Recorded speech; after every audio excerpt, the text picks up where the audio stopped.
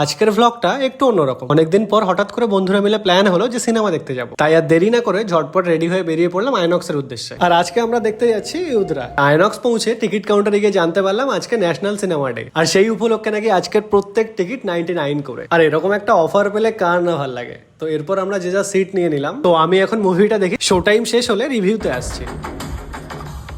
Show শেষ হলো আর এখন ঘড়িতে বাজে 10টা।